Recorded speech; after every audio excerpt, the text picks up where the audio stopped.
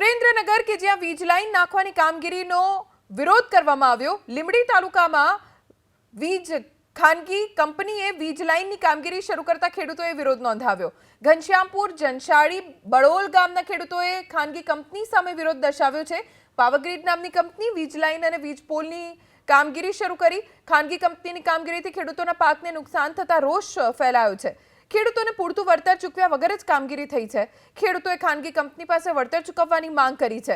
જ્યાં સુધી વળતર નહીં ચૂકવાય ત્યાં સુધી ખેડૂતો વિરોધ કરશે। અમારા સંવાદદાતા જિગ્નેશ પંડ્યા પાસેથી જાણકારી પ્રાપ્ત કરીશું। જિગ્નેશ, ખેડૂતોની શું માંગ છે અને કેવા પ્રકારનું નુકસાન ખેડૂતોને થઈ રહ્યું છે? સુરેન્દ્રનગર જિલ્લાના લીંબડી તાલુકાના 3 થી 4 ગામોમાં ખેડૂતોને ખાનગી કંપની દ્વારા વીજ લાઈન નાખવાની કામગીરીમાં વિરોધ કર્યો છે।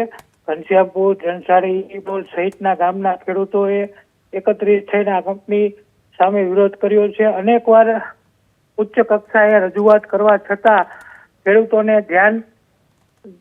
વાતને ધ્યાનમાં લીધા વિના જ આ ખાનગી કંપની દ્વારા વીજ વાયર નાખવામાં આવે છે, જેના કારણે ખેડૂતોના ઊભા પાકને નુકસાન પહોંચે છે।